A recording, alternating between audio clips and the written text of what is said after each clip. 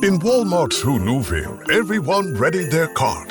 The early Black Friday deals are about to start. Online and in the app, such great deals to explore. Everything you love from tech, toys, and more. The days to save and the ones to remember are the 14th to the 16th of November. The Who's are all ready, but are you? Walmart Black Friday deals await. Who knew? Abercrombie Kids is bringing the cheer all holiday season. And winter break means it's time for new outfits that are both festive and comfy. The last thing they need? New cozy coats for every occasion. Celebrate the season with Abercrombie Kids in the app, online, and in stores.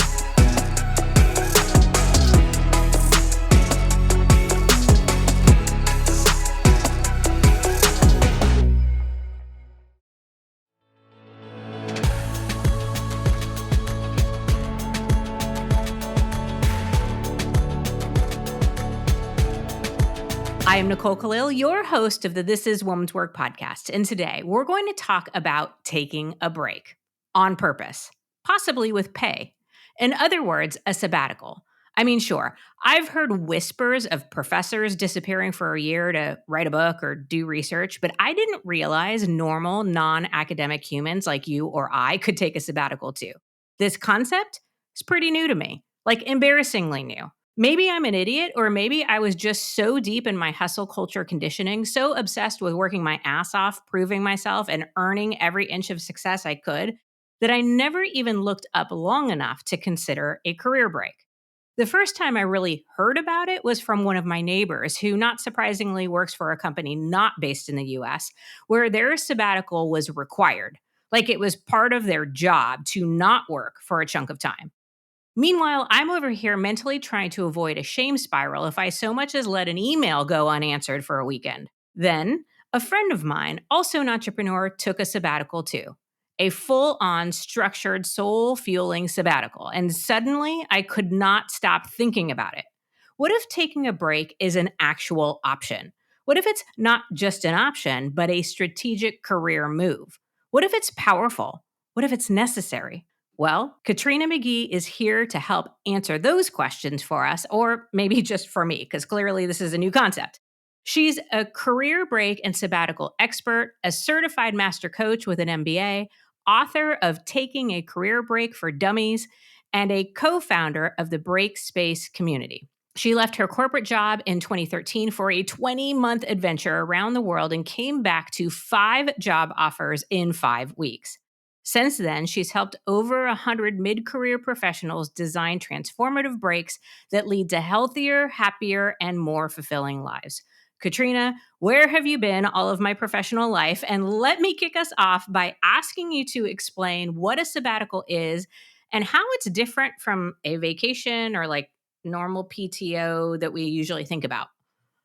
Yes. Oh my gosh, Nicole, I am here now, and that is all that matters. So I'm here for you. I've got you, and I'm so excited to dive into this. So when And we can you think talk to about my husband and everybody when I said to do this? Yeah. Oh yeah, absolutely. Like I get partners on board so fast you wouldn't even know. It's like a superpower of mine. Yes, breaks are awesome and there are different kinds. So to your point, there is the familiar, vacation, few days of PTO maybe wrapped around a weekend to try to maximize it. And then there are sabbaticals. And sabbaticals, we typically think of as leaves of absence where you're going to stay at the company, right? So technically, like you're going to stay at the company, but you're going to take this leave. Maybe it's for a couple weeks, a month, 3 months, depending on what your company and you agree to, but you know what you're returning to.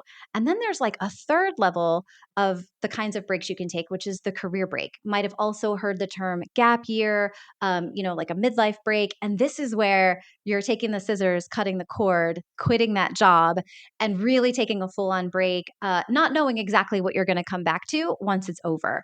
So when we think about these intentional breaks, to answer your original question, vacations are really, well, they can be many things to many people, but a lot of times it's this really compressed time where you're trying to get something out of this time that, I don't know, it's like a hit, right? It's like, oh, I just need a little bit of me time, but I also want to do these things. I want to travel here. I want to see these things. It can sometimes feel very hustly to be on a vacation. And even when you're relaxing, if you're taking up to a week off to go to a resort and just, lay on a beach chair somewhere, it's really like work is still sort of on your mind. By the time you've really started to embrace vacation mode, it's time to go back to work.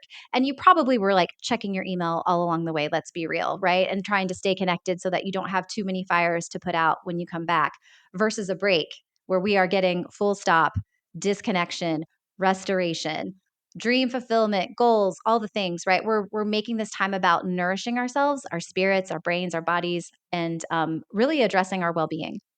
Okay, so I feel like I finally, like, and I'm not exaggerating, like in the last year, figured out how to even take a vacation. Because as you said, it was a lot of checking email, it was a lot of guilt, it was a lot of checking in, it was a lot of feeling like I needed a vacation from my vacation because I'd come back to an absolute mess.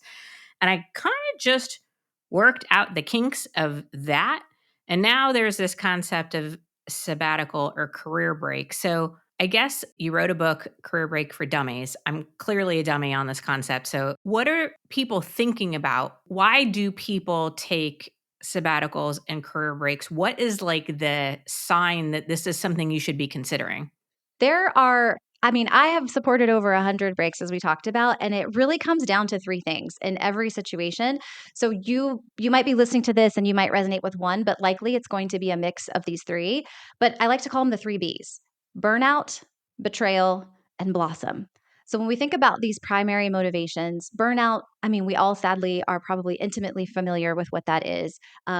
Statistically speaking, we're incredibly likely to be experiencing that now and or in our near future. But it's really a sense of I cannot keep running at this pace. So it might be a health issue where just the pace you've been running at, but a lot of times it's mental. You might not be as effective at work. It might take you 3 times as long to do the things that you used to do. You might feel very apathetic about work that once interested you or really engaged you. Or you just might feel like I'm going to crack into and there's going to be nothing left. I physically can't hold all of this anymore. So that is one of the primary motivations. If you're feeling like you're about to break, right, that is a great sign that you should be taking a break. Betrayal is much more about that misalignment. So it could look like your misalignment with your values, where you say, like, I value my health, I value quality time with my loved ones. But where are you actually spending your time? How are you actually making choices in what you're doing with your day, right? There's that misalignment between what I say I value and what I'm actually valuing in my life.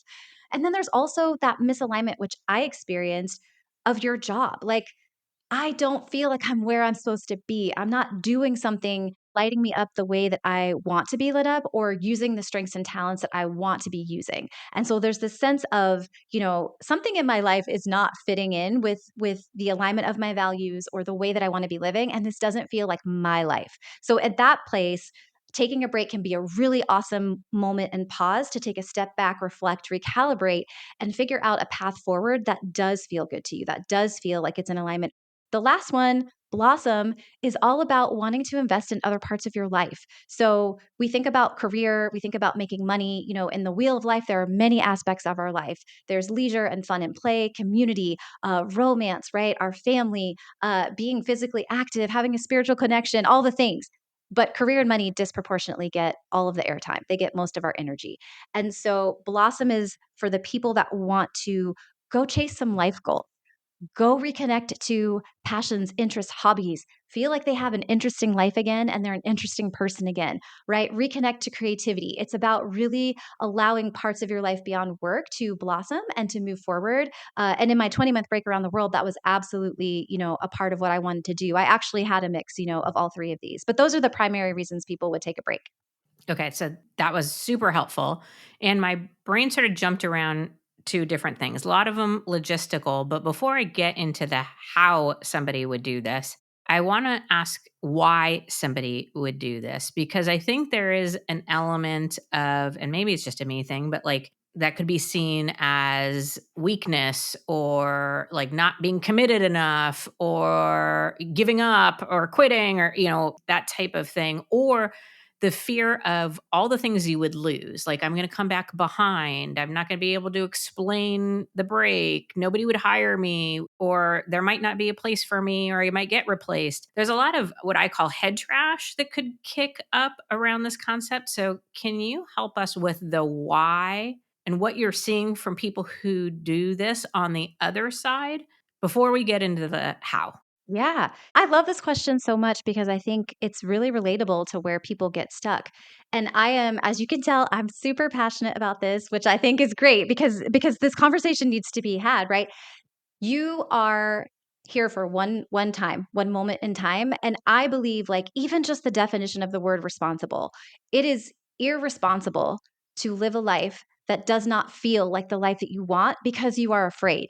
Because you are afraid of what other people may or may not think about your life, right? And to your point, I think it's a normal part of how brains work to attach to and focus on what would I stand to lose if I made a change, right? What would I lose in this endeavor? But like a bad relationship that's really toxic, right? It's like, I don't want to be alone. I'm going to be homeless and hungry on the street and die alone and cold or whatever. Like your brain goes to this worst case scenario, but it never stops to consider what are you losing by staying in that toxic relationship, right? You're losing the potential to find someone someday that loves you in a way that makes your spirit feel so seen and so heard and makes you feel so good. You are missing time and energy you could invest into your own well being. It's the same thing with a break, right? I ask people to think about not only what do you stand to lose if you did take a break, because your brain will clearly like jump out with a bunch of stuff, right? It'll just like verbally vomit a million things to you, but it's not thinking about what you would stand to gain and what you're saying Mhm. no to if you don't take a break. Can you continue hustling and grinding it out on the hamster wheel with your broken hamster knee and your like sprained hamster wrist, right? Like forever? No, you can't. So we're talking physical shutdown. I've had clients come into a break because health forced them into it. I like to say if you need a break, you either take the break or the break eventually takes you. So it's like don't let it get to that, right? But the other thing is like there's so much flourishing on the other side of a break. One of the biggest threads I see across everyone I have supported in taking a break is that taking this time and reclaiming your power actually shows you how you're valuing your time and how you see the world. And you're no longer willing to settle for situations, employers, relationships that are such a low bar. It's like I am like in the driver's seat of my life now and I want to drive this car somewhere good instead of just being a passenger gently suggesting where I would like the driver to go. And it just shifts how they see their lives. So I think for a lot of people it's this wall that they hit where it's like I'm terrified to take a break. I like to use the term scared sighted. You will always feel a mix of terror and excitement whenever it comes to doing this because it's going to be outside your comfort zone, right? That's just like table stakes right there. But this scared sighted feeling of like, I cannot continue with business as usual. It's like this energetic wall that you've hit, and you might feel like you don't know what to do, but you just know that some time off would be such a relief. Yeah.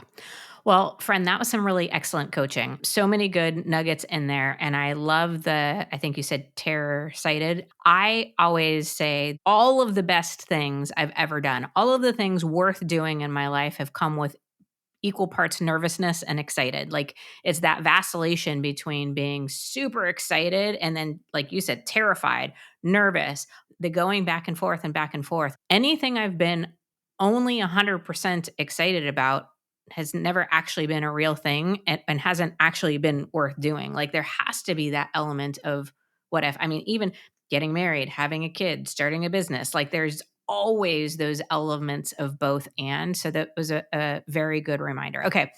So logistically, I have to imagine there's some planning that goes into this, at least ideally. What would a good sabbatical or career break plan include? What should we begin considering? Yeah. You keeping it really basic, you want to think about there are 7 elements of a successful break. I'm going to share 2 really big ones right now because I think they are foundational to your success. And by the way, to your point, ideally planning goes in before you take a break, but if you're listening to this and you're on a break or you're really close to starting, it's never too late to go back and sort of re-engineer these things. One, you want a purpose statement. You absolutely want a clear, articulate statement and clarity around the purpose for your break. 2 reasons. I mean, lots of reasons, but 2 big reasons. One, it's going to keep you motivated. Life is going to life. And whenever you're feeling those waves of self doubt, whenever you talk to someone and they question you and you don't like the look on your face and you have a spiral about, oh my God, like maybe this is a terrible idea. Do I really want to take a break? Like this, I don't know. Like maybe this is a bad time, right? Go back to your purpose statement and remember what it's all for so that you can reevaluate your decision. So it will keep you on track and keep you motivated and make your break way more likely to happen. But the other thing is, you're predefining what success is. If you want to cheat the system and have a successful break, a break that creates a better version of you once it's over and gives you everything you need, you have to know what you need. So, taking time to write a purpose statement is like making sure that you're going to hit that mark. You got to know what the mark is. So, for so many reasons, right, this purpose statement is a very grounding thing to have. And the second thing, which some people don't think about this ahead of time, is you want to have a re-entry period. You want to set aside time and money in your mind. You want to know your numbers for those to figure out what comes next. You want time to process all of the lessons your break taught you, the good ones, the bad ones, the hard ones.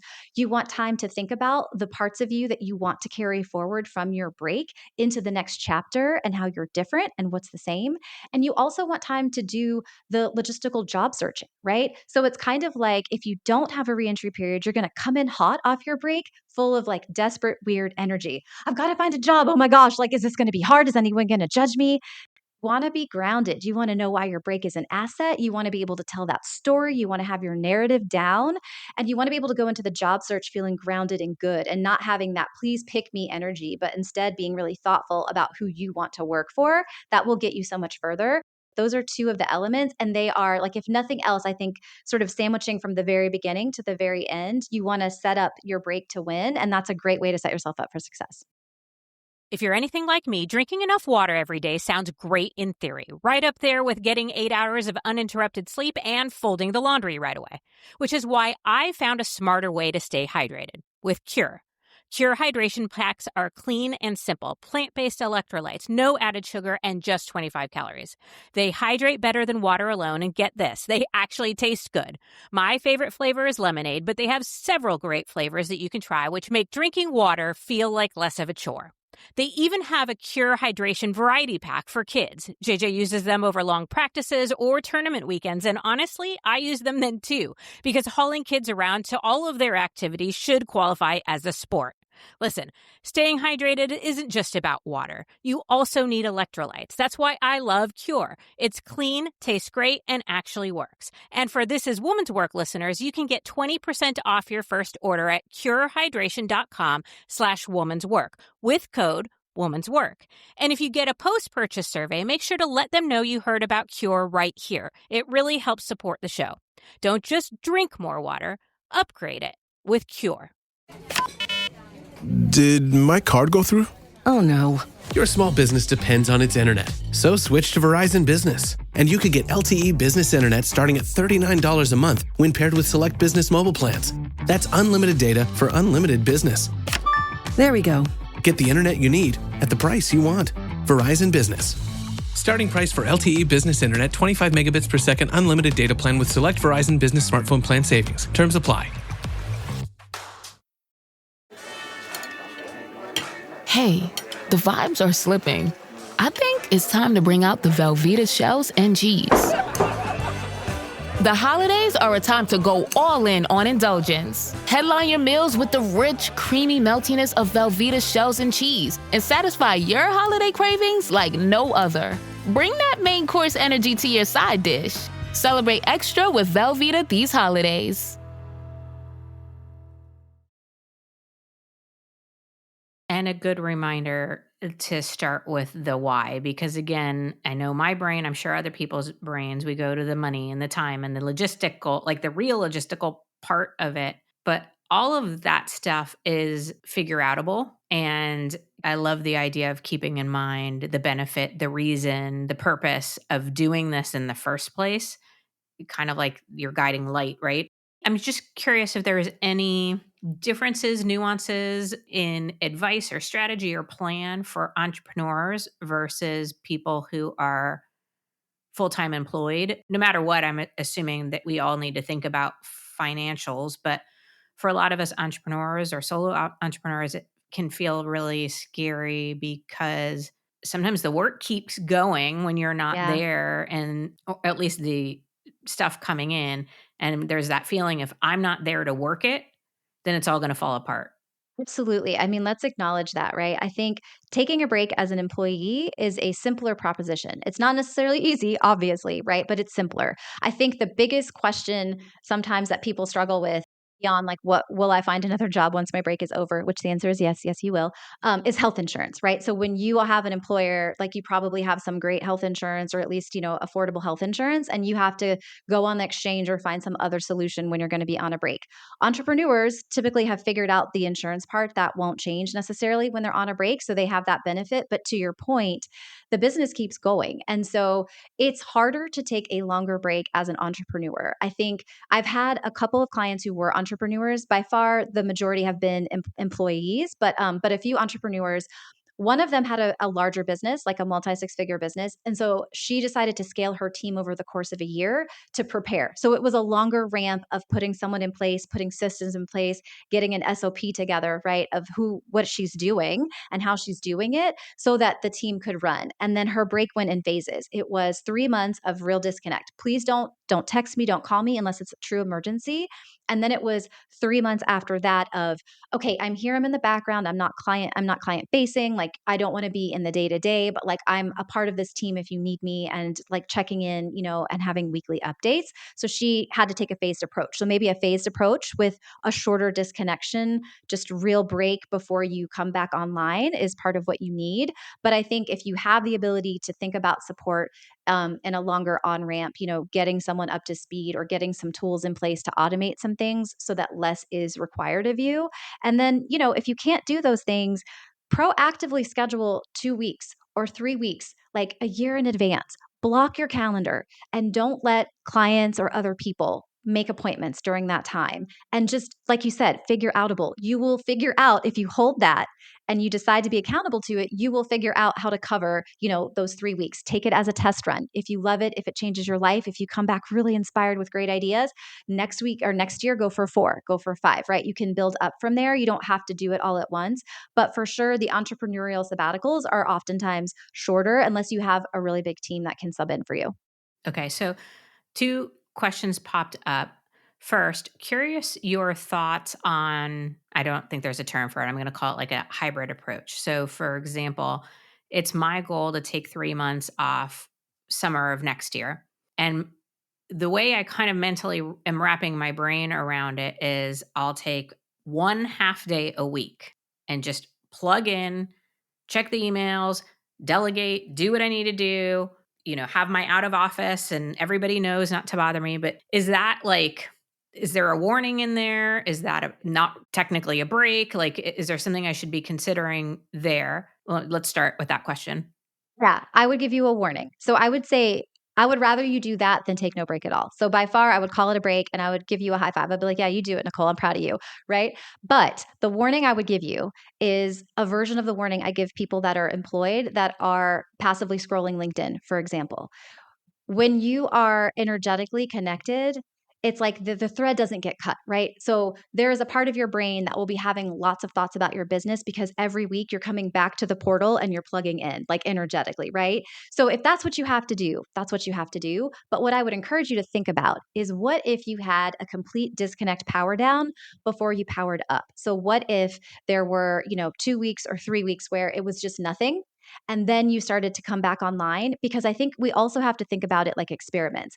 You might realize that power down is amazing, or it might be really triggering. Probably it's going to be a mix of both. But when you come back, right, you might realize, actually I want to do every other week and I want to do a whole day, because if I'm being honest, the half day I'm thinking about it and I'm thinking about, stuff when I'm done. And so I should just surrender the whole day, but a whole day every 2 weeks, right? You might find new ways to approach it, but I would highly recommend giving yourself a period where you're fully disconnected. And to the same for LinkedIn, right? Please stop passively scrolling. Like just shut it down, turn it off for at least, a month, because watching people achieve things, watching people have wins, watching people get jobs, watching people talk about how few jobs there are and how abysmal the job market is, like all of that stuff is going to trigger you and you are constantly going to be thinking about work. So I would say like it's a version of that, but the entrepreneurial version. Yeah, great advice. Okay, and then I have noticed that I had it in my mind, possibly because it's how I want to do it. And you've used the word go a few times, like go on sabbatical. And so, is there an element of going somewhere, or do people often take sabbaticals at home, like just to, because then that adds the extra element, the going somewhere of kids and home Mhm. life. And you're not just taking a break from work life, you're, changing up everything. So what are you seeing people do? Is it a combination of both? How does that work? Yeah, it's usually a combination of both. So even my break was a lot of traveling the world, but there were whole entire months I was stationary in one place. So, I've asked this question to my clients because when Wiley asked me to write for taking a break for dummies, I was like, oh my gosh, I've got to, I've got to see what's true. I want to put some numbers in here. And so what came up was about 2/3 of my clients traveled abroad during a break. So by far, if you have a lot of time off, a lot of people want to go places they can't normally go when they have a shorter vacation, which totally makes sense. But there are a third of people staying at home and not traveling at all. Some of them have kids, some of them don't. But it was about 30% of my clients had children, 60% were partnered. So there's also that navigating the dynamics. This is what I would say about it. Travel is both logistically hard and also mentally a little easier when it comes to taking a break because anytime you put yourself in a different environment, your old routines, your old habits, they kind of like get suspended in the air while your brain is like, what do I do? This is a new place. And it sometimes becomes easier to focus on something, to have a distraction, or to set new habits in this liminal space where you don't have an old routine. So I find that like moving forward with like healthier habits or not feeling so lost because you're physically at your house, but you're not working and you used to be working and now you just don't know what to do with yourself, right? It kind of eliminates some of that. But there definitely is logistical stuff. And financially, that's not an option for everyone either. Breaks can be life changing even if you're at home. I think you just have to be more thoughtful about how you want your structure to go so that you don't spiral out when you have too much like empty space and you don't like, have the panic of that set in and cause you to like hit the eject button, but also so that you don't turn your break into another full-time job where you have a to-do list from the ceiling to the floor and you're like, well, this is the perfect time to repaint that room and to get this out and to go do, it's like the long list of to-dos will never end. And so I don't want you to turn it into a job and replace it with that. So it's really finding that balance. If you can't travel, if you don't want to travel, if you can't afford to travel, I would recommend trying to take day trips or find new places or maybe even a short staycation of sorts to just give yourself a physical break in your environment to just stir up new thoughts, new feelings, and to really create that mental separation from your old life and the old way as you're starting your break. Okay, makes sense. Again, good advice. You said early in our conversation, I think around the blossom idea of, that this is a time to explore new things and like hobbies and lists of things you've probably always wanted to do that we all say, if I had the time, I would do this, or when I achieve, I would do this. Curious for the person like me who actually really does love their work, definitely subscribed to the hustle culture and got too sucked in many, many, many times and has experienced burnout a lot. I don't actually know that I have a long list of hobbies or things that I've always wanted to do. And I can't sit around and read and eat cheese all day because that's the only thing I know for sure I like to do. What about the person who doesn't have yet a good idea of what they would do with their time on a sabbatical? Any ways to get the wheels turning? Yeah, absolutely. I love that you asked this question. So, in the blueprint, actually, right after developing a purpose statement, I ask people to come up with 3 to 4 themes. That might look like connection, it might look like adventure, it might look like learning, right? But sort of a word that anchors you to the pillars of your break that are going to fulfill your purpose. And from that place, you can start to think of activity. So, to your point, even with why, like with cheese, right? And reading, okay, yeah, you can only read and eat so much cheese, but it's like if you're passionate about cheese, maybe you want to take a cheese making course, right? Or if you're passionate about reading, maybe you're doing the book club. So it's even like branches out from something that you're interested in. But when we think about the day and how to spend your time, it really comes back to a mix of that purpose statement and your themes. So if your purpose is to heal burnout, right? You might want to really study some meditation, or you might want to do an online course on, like how to heal your burnout. You might want to just go be in nature and decide that taking daily walks for 2 hours with no specific outcome, right? Like I don't have to go so fast or do so many miles, but I'm just going to go walk for 2 hours. That might become a part of your routine. So it really becomes about what was this time meant for me like to do? What did I want to do with it? What was the purpose I'm trying to fulfill? And then aligning your actions and the things you're doing or not doing to really embrace that, right? And starting from that creative place. But you can also get so many ideas from listening to podcasts, blogs, all the things. You can get inspired. I love reading books for ideas. I ended up in Provence because I read Peter Mail's A Year in Provence, and I was like, I'm going to eat that, and I'm going to eat that, and I'm going to eat that. And then next thing you know, I was in Provence for like 2 weeks because Peter Mail told me about what I could eat there. So, go with the inspiration, I guess. Yeah, that makes so much sense to my brain. That's how I could see doing it. Okay, so we've mentioned this a few times, and I'm sure there are some disbelievers out there about the idea that this could actually increase your professional value, or that there will be jobs available and jobs you want that pay well. How have you seen this in real life increase professional value and create opportunity? I love this question. It's so juicy because I literally just had someone message me, a client messaged me yesterday about what she's doing after her break. This is what I'm going to say at a high level, and I'm going to give you really concrete examples, but high level, there are so many possibilities for people out there that are high achievers, that are smart, that have great expertise, that have strong networks. That is the listeners, right? That is the people that are listening to us right now. Like, you have so many assets that are working in your favor. When you take a break and you are restored, when you're that little hamster on the wheel that goes out and lives in the grass and gets your hamster feed, and you've gotten your knee fixed and you've got your sprain is healed, right? You are just bursting with ideas. You're ready to contribute. You're excited. You have a higher standard in your life of how you want to be treated and the kind of environments you want to show up in.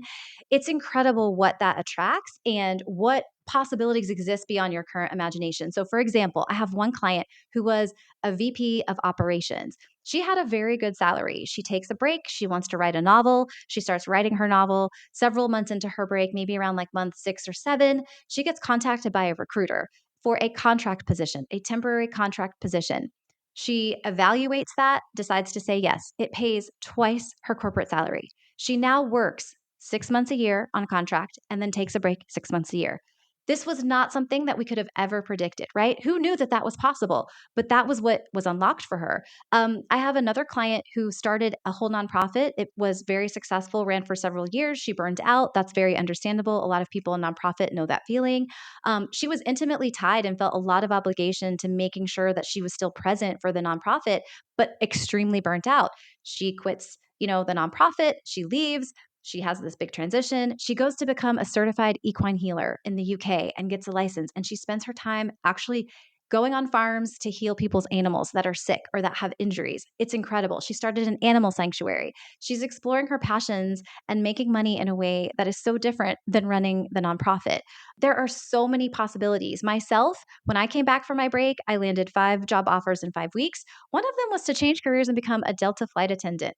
One job was for a 30% pay raise and a promotion. Another job was a dream job that I had asked the universe for 4 years earlier and didn't feel like was ever going to be possible. And it magically appeared in my LinkedIn. Like, while I was scrolling, I applied for it, I got the job, and it was so amazing to fulfill that dream. I think there is so much possibility, but our brains are scarcity. They're wired for scarcity, sort of negativity bias, and like they just want to keep us safe. They want us to survive. There are so many possibilities we can't see. And I think a break opens your mind, it opens your eyes so that you can actually start to create the life you want instead of just trying to double down on old versions of what you have or what you see other people around you having. Yeah, great examples. And I'll add, it's anecdotal, but every single time I've slowed down, my income has gone up. And it's amazing. Every single time I travel, it's sort of a running joke with my husband now. Every single time I travel, there's a new speaking engagement offer in my inbox, or like a new coaching offer, or something that just like, I'm like, where did that come from? It just feels like there's something from a manifesting or attraction stand or something that happens when I'm not so locked in and focused and angsty, and that creates space for new things. So I have so many more questions, Katrina. I know we're at time. I'm going to encourage you, the listener, to go to kmcgeecoaching.com. There is a free blueprint on the website that Katrina is offering all of us. Katrina, could you explain a little bit about that? And does it include the 7 elements of a successful break? Does. It absolutely Oh, does. great. Okay. Yes. Yeah. So you can download the blueprint for free. It is literally the blueprint and framework I have used to power over 100 breaks. So all the 100 breaks that it's always been the blueprint. It's sort of evolved and been honed over time, but it's going to tell you what those elements are beyond just the purpose statement and the themes. And it's really just about being thoughtful. People overplan a break. To your point, we want to go into the logistics and figure out like the health insurance and the cost and all the things. But first, we have to figure out, what do I need to get from this, and what does a successful break even look like for me? And that's what this blueprint is going to do, along with like the high level, estimated cost, reentry period stats. It's a perfect blend of like structure and not too much structure, because I don't want you to overplan it and have like basically like a crisis of consciousness whenever you're in the middle of your break and you're like, this is nothing like what I planned, or I've overplanned it and I've stressed myself out. Like, I want you to feel really good about it and have a flexible plan that can adapt as you move through your break. Well, Katrina, I am impressed with our guests 100% of the time. And so often I'll follow their work or read their book or whatever, but it's very rare that I'm like, I'm going to hire you to coach me to do something. And I am 100% going to do that, because I am taking my 3-month plus next year. And I know I would benefit from all 7 elements and some guidance and some challenge too, because as you probably saw, I can trick myself into like, oh, I'm just going to do this, or, as we often do. So, Katrina, thank you for an exceptional conversation and for doing this very necessary and important work. Thank you so much for having me, Nicole. This was a blast. It's my pleasure. Okay, friend, maybe taking a break isn't about quitting or giving up. Maybe it's not selfish or lazy or irresponsible. Maybe, just maybe, it's the most responsible, badass, strategic, wildly smart thing that you can do for yourself and for your career. Because here's what I know. If you're constantly running on fumes, if you're always hustling for your worth, if you've bought into the idea that rest is something you earn only after you've done enough, been enough, achieved enough, with enough always being a moving target, it's time for us to call bullshit on all of that. No matter what hustle culture tries to tell you, you are not a machine. You're a human being, one who deserves joy, rest, adventure, space, and time. Taking a sabbatical or a much-needed career break? Well, let me be the first, or the next if somebody's been in your ear already, to tell you that that is very much woman's work.